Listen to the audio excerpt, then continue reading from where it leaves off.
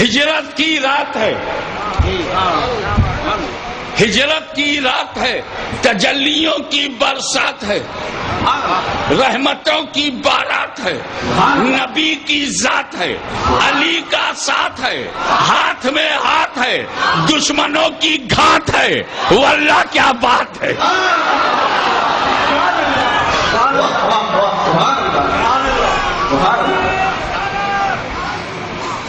نبی کریم صلی اللہ علیہ وسلم اور حضرت علی گھر میں ہیں۔ ہمیں جب نبی اور علی کا ذکر ہوگا تو ایمان سے جس کا بھی تعلق ہے اور موقع ہے آ سکتا ہے، تو یہ جلسے میں آئے گا کہ نہیں آئے گا؟ ایمان والے جنات آئیں گے کہ نہیں آئیں گے؟ ہم نے پوسٹر میں یہ تھوڑی لکھا تھا جنات تو جلسے میں مت آنا، یہ تو گالی تھا علماء کرام اپنا آئیے گا، مشائخین نہ آئیں، یہ نہیں کہا تھا نا کہ گریجویٹس نہ آئیں، اسٹوڈنٹس نہ آئیں، سب کو بلایا نا، تو اسٹوڈنٹ آئے گا تو اپنے رنگ میں آئے گا، عالم آئے گا تو اپنے رنگ میں آئے گا، فرشتے آئیں گے تو اپنے رنگ میں آئیں گے۔ تو اگر رحمت کی بوندا باندی ہو رہی ہے تو یہ نہیں مطلب ہے کہ بارش ہو رہی ہے، بلکہ فرشتوں کی شرکت ہو رہی ہے۔ ارے یہ عاشقوں کا جلسہ ہے، منافقوں کا اجتماع نہیں۔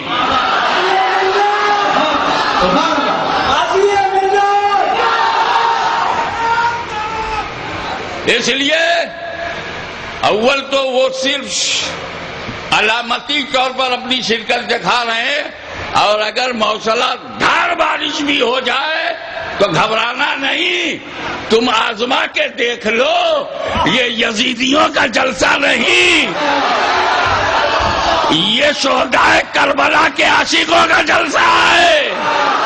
تو نے نہ برس کے بھی آزمایا تھا، برس کے آزما لے۔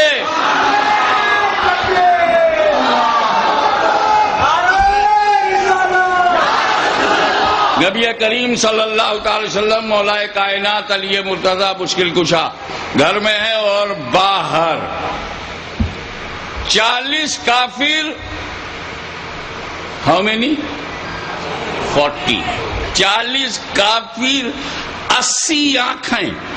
کیا نبی کریم کے دروازے کو ٹکر ٹکر ٹکر ٹکر دیکھ رہی ہیں کہ جیسے نکلے مارو، کیونکہ دارالندوہ میں میٹنگ کیا تھا۔ کہاں؟ تاریخ کی کتابوں میں یہی لفظ ہے کہ دارالندوہ میں میٹنگ ہوئی، اسلام کو کیسے روکا جائے۔ تو ابلیس شیخ نجدی کے لباس میں آیا اور یہ مشورہ دیا کہ جو ابو جہل کہتا ہے وہ ٹھیک کہتا ہے کہ اب ان کا مرڈر کر دو، murder is the solution of all problem. اس میں 2 باتیں دھیان کرنے کی ہے، ابلیس کو شیخ نجدی کا لباس پسند آیا، کیا بات ہے؟ ایمان والوں کو کاہے کو پسند آئے گا؟ نہیں آیا، بالکل۔ اور دوسری بات یہ ہے کہ مسئلہ دارالندوہ میں طے ہوا تھا، تو ندوہ ایسے ہی مشورے کے لیے بنایا جاتا ہے، کیا بات ہے؟ وہ چاہے عرب کا ندوہ ہو چاہے لکھنؤ کا ندوہ ہو، مقصدیت میں یکسانیت ہے، اور سب اسی انتظار میں ہے۔ اور ادھر رسول پاک اندر کیا فرماتے ہیں؟ علی، اللہ کا حکم آ گیا ہے ہجرت کا، مجھے راتوں رات گھر چھوڑنا ہے، پھر میرے پاس کافروں کی امانتیں ہیں، تو ان امانتوں کو بغیر دیے کیسے جا سکتا ہوں؟ وہ میرے دامن پر داغ لگائیں گے، گئے تو مال بھی لے گئے، تو ایسا کرو میری جگہ تم، میری جگہ تم۔ ابے جب نبی جگہ دے رہا ہے تو کون چھین پائے گا؟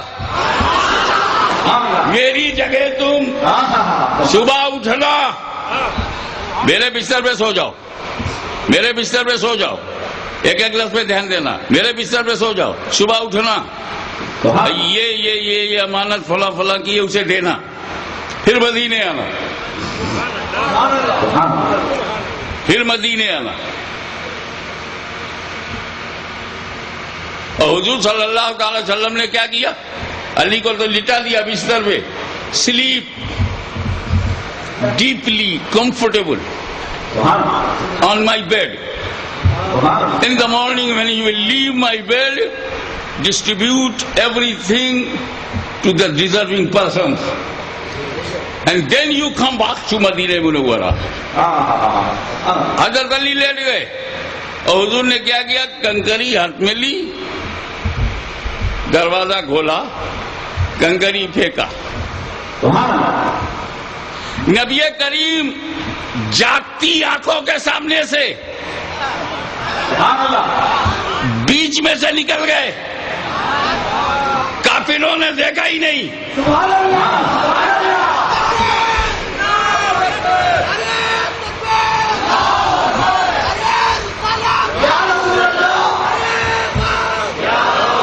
کافروں نے دیکھا ہی نہیں۔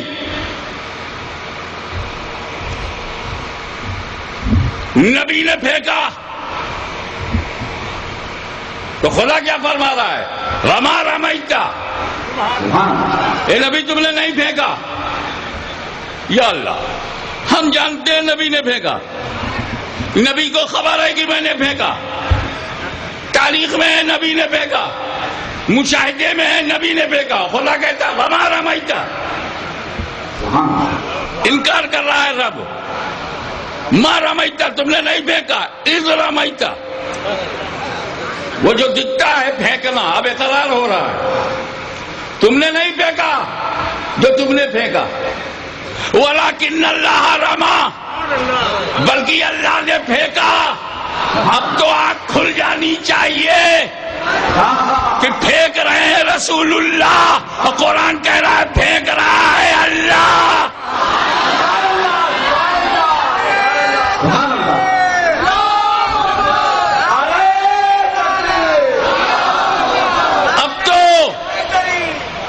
غایت قرب کا یقین کر لو کہ فعل ہے رسول اللہ کا، اور قرآن نے دی نسبت اللہ کی طرف۔ وما رمیتا اذ رمیتا ولکن اللہ رما، بلکہ اللہ نے پھینکا اور سامنے سے گزر گئے۔ کافروں نے دیکھا ہی نہیں، اب بھی نہیں دیکھ پاتے،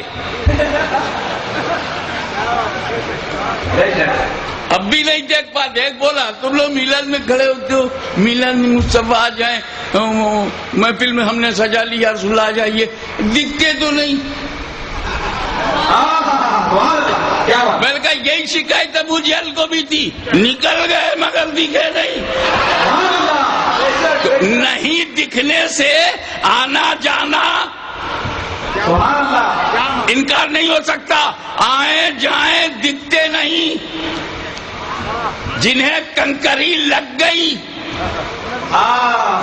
انہیں نبی دکھتے نہیں۔ آج کوئی حیدرآباد میں یا آپ کے علاقے میں یا اندھرا میں کہے نبی دکھتے نہیں، دکھتے نہیں، تو جھگڑا مت کرنا، سمجھ جانا کنکری کا اثر جاری ہے۔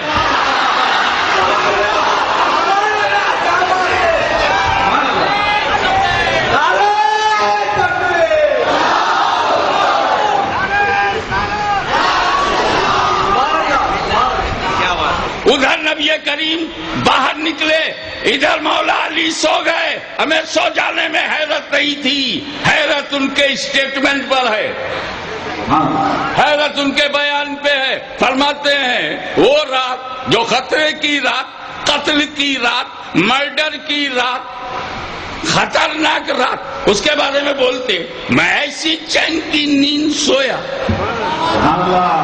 حضرت علی کہتے ہیں ایسی چین کی نیند سویا کہ لائف میں ویسی چین کی نیند کبھی نہیں آئی۔ سوچو، خاتون جنت کے پاس وہ چین کی نیند نہیں، حسنین کریمین کے ساتھ وہ چین کی نیند نہیں، بستر قتل پر جو 40 کافروں کی زد پر ہو، ہمیں ہم آپ کو پوچھتے ہیں اگر رات کو 12 بجے 4 پولیس والے تمہارا دروازہ کھٹکھٹانے لگے تو پورے خاندان کی نیند اڑ جائے گی. 4 پولیس والوں سے پوری فیملی کی نیند اڑ جاتی ہے اور یہاں 40 تلوار لیے ہوئے ارادہ قتل سے ہیں. آپ چین سے سو گئے اور ایسی چین کی نیند. جواب سنو. ارے بے چین ہونے کی ضرورت تب تھی جب موت کا خطرہ ہوتا, موت کا خیال ہوتا, موت کا تصور ہوتا یا موت کا ڈر ہوتا. ارے میرے نبی نے نہیں کہہ دیا تھا علی سو جاؤ, صبح اٹھنا, امانتیں بانٹنا. میں سمجھ گیا کہ میں کسی بھی رات میں مر سکتا تھا, آج کی رات علی کو موت نہیں آئے گی.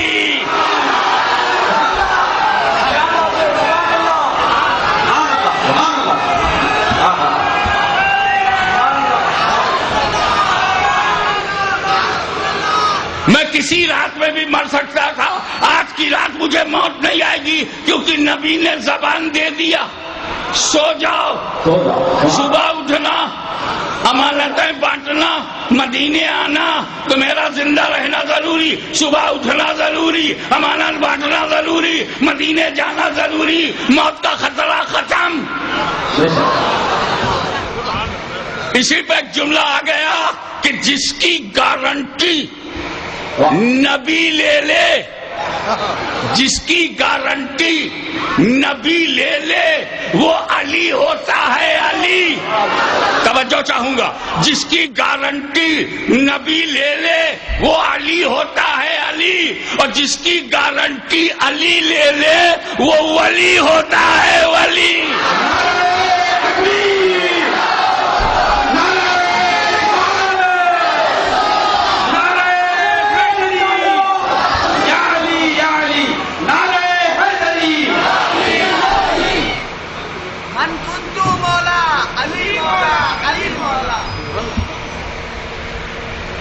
پھر جب وہ مقدس وقت آیا, حرم پہ رب کا کرم اور مصطفیٰ نکلے برائے تطہیر حرم, تو حضرت بلال کو بولے چھت پہ چڑھ جاؤ, تمہارا رنگ کالا ہے, مجھے دکھانا ہے کہ یہ بندہ بہت اعلیٰ ہے. تم کو زمانہ غلام کہتا ہے, آج مجھے دکھانا ہے کہ اس مقام پہ پہنچا دوں گا کہ فاروق اعظم کو بھی کہنا پڑے گا یا سیدی. مٹا دیا اونچ نیچ کی بنیاد کو, گرا دیا رنگ و نسل کی دیوار کو. بڑے بڑے سرداران قریش نیچے ہیں اور حبش کا بلال کعبے کی چھت پر کھڑا ہو کر اذان دے رہا ہے. آج تو اگر کسی کے پاس کروڑ روپیہ ہو جاوے تو پڑوس کے غریب کو زمین پہ بٹھائے گا. ستاروں کو ذرہ سمجھنا بے وقوفوں کی اکثریت ہے, لیکن ذروں کو ستاروں سے بھی زیادہ بلند کر دینا میرے نبی کی عطا ہے. اور علی کا ہاتھ پکڑا, کہا چلو اندر. یا رسول اللہ, یہ حضرت علی کو آپ پکڑ کے اکیلے کیوں لے گئے؟ یہی تو پیدا ہوا ہے. سبحان اللہ, سبحان اللہ. بے شک موضوع کیا ہوا ہے, یہی اس کی جنم بھوم ہے. بے شک. اور یہ کوئی قیاسی جنم بھوم نہیں ہے, یقینی طور پہ معلوم ہے کہ یہیں علی پیدا ہوئے. تو علی تمہارے مولد پہ, کیا بات ہے, جائے پیدائش پہ معبودان باطل کا قبضہ ہے. ذات میری ہو اور ہاتھ تیرا ہو، توڑ دے کہ یہ کعبہ یہاں علی نہیں پیدا ہوا، باطل شکن پیدا ہوا، خیبر شکن پیدا ہوا، بت شکن پیدا ہوا۔ توڑتے گئے اور میرے نبی ہر پتھر کو اس کی صحیح جگہ پہنچاتے گئے۔ میرا خیال یہ ڈسٹرب مت کیجیے، صحیح جگہ پر اسے رکھتے چلے گئے، کیونکہ putting of the thing on the proper place is justice. کسی کو اس کے صحیح جگہ پہ رکھنا جسٹس ہے، انصاف ہے۔ تبدیلی محل کا نام ظلم ہے۔ ایک بت اوپر تھا، وہ اس لیے نہیں اوپر تھا کہ وہ بڑا خدا تھا، وہ اس لیے اوپر چلا گیا تھا کہ اس کے ماننے والے طاقتور تھے۔ ایسے بہت سارے لوگ تم کو ملیں گے کہ اس میں کوئی دم نہیں ہے، مگر ماننے والے اٹھا رہے ہیں۔ اس پتھر میں بھی کوئی دم نہیں تھا، میں اٹھانے والوں نے سب سے بلندی پہ اسے رکھ دیا، ہاتھ پہنچ نہیں رہا تھا۔ رسول پاک نے حضرت علی سے کہا، علی میرے کاندھے پر پیر رکھ کے کھڑا ہو جاؤ۔ جو ہوا وہ میں بتا رہا ہوں مختصر میں۔ حکم حاکم، الامر فوق الادب، ادب بہت ضروری ہے۔ میرے کندھے پہ کھڑے ہو جاؤ۔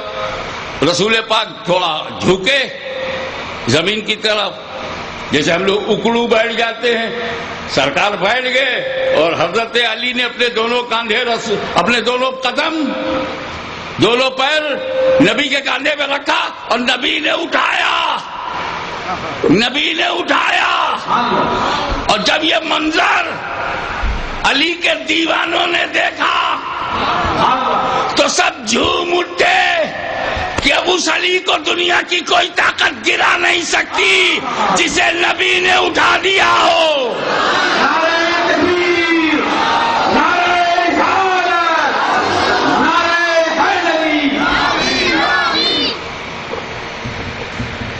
جو سب سے اوپر تھا۔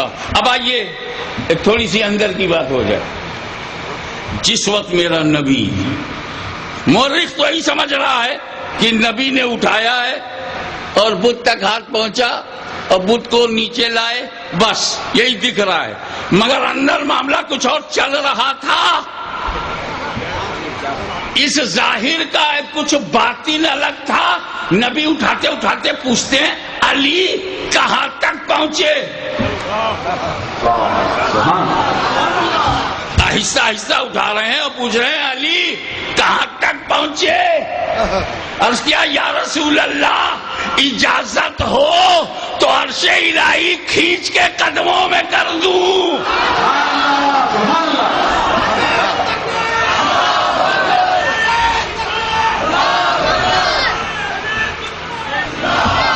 اور اسی سے ملا ہوا وہ جملہ بھی ہے، جب کندھے پر سے حضرت علی اترے تو اتر کے حیرت میں ہے حضرت علی، کاندھے سے اتر کے حیرت میں، اور کہنی یا رسول اللہ مجھے کچھ ہوا نہیں۔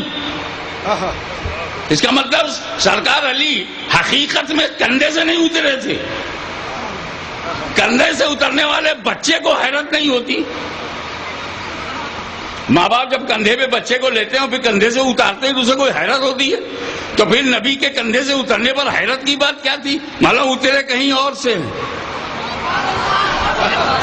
جہاں تک ہاتھ پہنچ رہا تھا وہاں سے اترے ہیں۔ تو حیرت کی وجہ اتنی بلندی سے میں نیچے آیا، مجھے کچھ ہوا نہیں۔ تو نبی نے فرمایا، علی تجھے اس بلندی تک نبی لے گیا اور اتارا ہے تجھے جبریل امین نے۔ کاہے کو تکلیف ہوگی، مگر میں جو نقطہ بیان کرنا چاہتا ہوں وہ یہ ہے کہ کاندھا ہے نبی کا، قدم ہے علی کا، تو نبی کے قدم پر، نبی کے کاندھے پر امتی کا قدم ہے. توجہ چاہوں گا. علی امتی ہیں. امتی کا قدم نبی کے کاندھے پر تھا. زمانے کو حیرت نہیں ہوئی تو اگر علی کا پوتا بغداد میں اعلان کرتا ہے کہ اولیاء اللہ کے کاندھے پر عبد القادر کا قدم ہے تو کون سی حیرت کی بات ہے؟ یہ تو ولی ہے جو ولی کے کاندھوں پر ہے. اس کا دادا علی کا قدم تو نبی کے کاندھے پہ رہ چکا ہے.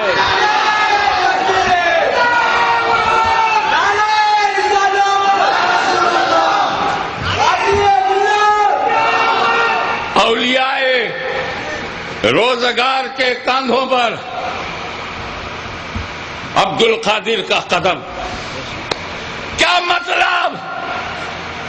مطلب یہ ہے کہ ہر ولی زیر قلم دانے غوث اعظم آ گیا. اب وہی ولی بنے گا جس کے ولایت کے پروانے پر غوث اعظم کا دستخط ہو.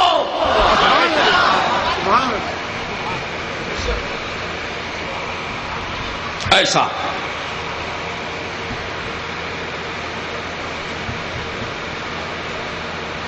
آپ یہ بھی جانتے ہیں کہ انشاءاللہ کل آندھرا کا جو قلب ہے، دل ہے، جگر